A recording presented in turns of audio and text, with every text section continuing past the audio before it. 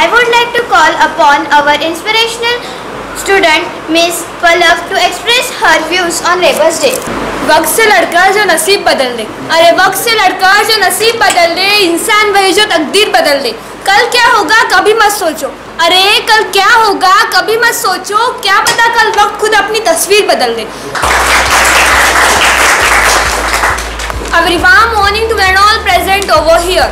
Respected Bandile sir, respected Kalode sir and all my dear friends. Today we all are gathered here to celebrate the two programs. First is Labour's Day and second is the Workers' Day. First of all, meet Ramesh. Ramesh is a construction worker who has spent last 10 years in the building of skyscrapers. That means the city skyline. Every day he wake up 5 AM and he spent his all day 8 to 10 hours in his construction site. He is very demanding by his physical work and as like the Ramesh, the workers are present in the whole India, a labor, and this day we have to encourage them, we have to respect their work, we have to respect their sacrification about their work.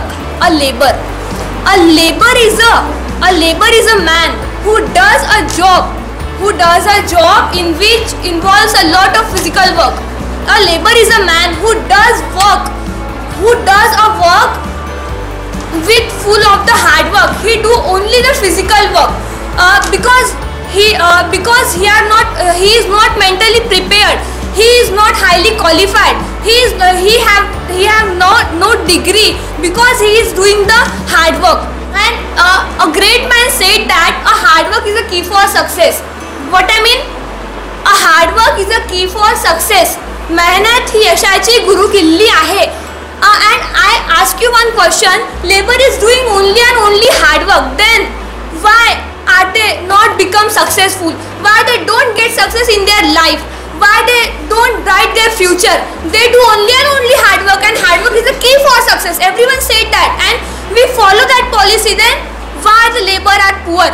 It is a very big and challenging question in front of us. Labor is poor because he is doing only hard work. He don't take education from his childhood, and if we not take education, we are only doing hard work, but we are not getting the success, as it is a condition of labor. A labor is a founding pillar of our Indian economy, and it is it creates the infrastructure of our economy. It helps to develop our nation and the growth.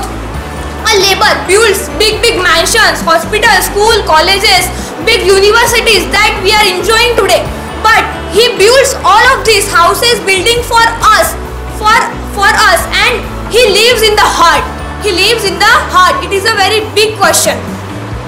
It is a condition of labor. It is a life of labor. He don't take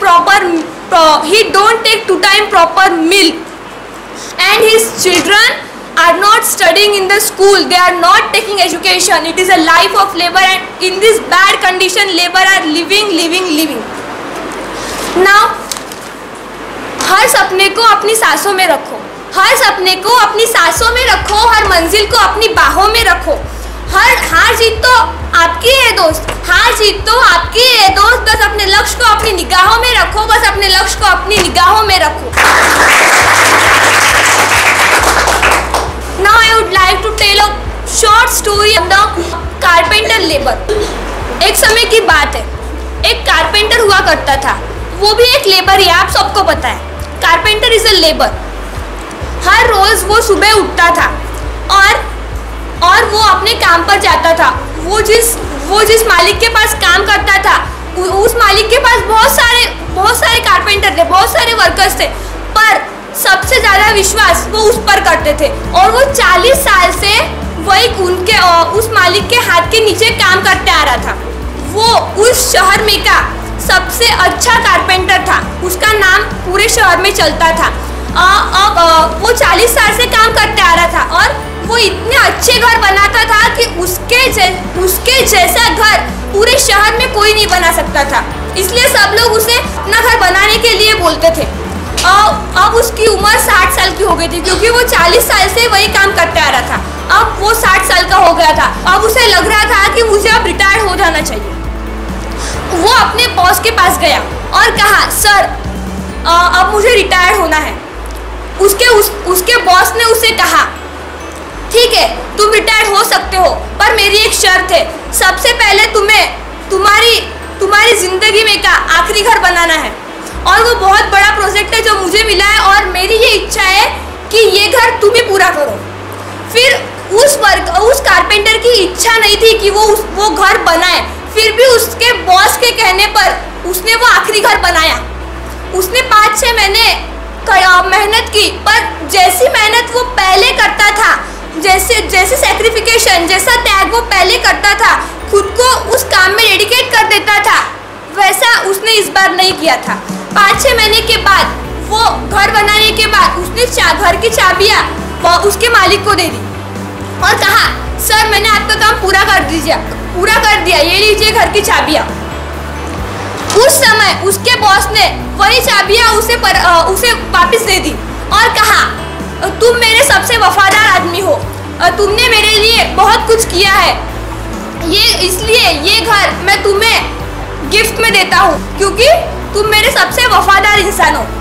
अब इस कहानी से हमें ये सीख मिलती है कि हम जो भी काम करते हैं हमें उसे पूरे सैक्रिफिकेशन, खुद को उसमें डिवोट कर देना चाहिए।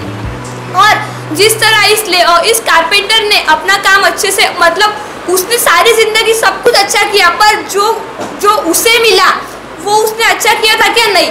अगर उसे पता होता कि मुझे ये लेना है तो वो उसमें पूरा करता। इस कहानी से हमें यही सीख मिलती है कि हम जो भी काम करते हैं, if we do any work we have to devote ourselves in that work and we have to do hard work in our life। मुश्किलों से भाग जाना आसान होता है, अरे मुश्किलों से भाग जाना आसान होता है, हर पहलू जिंदगी का इम्तिहान होता है। डरने वालों को मिलता नहीं कुछ जिंदगी में, डरने वालों को मिलता नहीं कुछ जिंदगी में, लड़ने वालों के कदमों में जहाँ होता है, लड़ने वालों के कदमों में जहाँ होता है। Thank you Palak.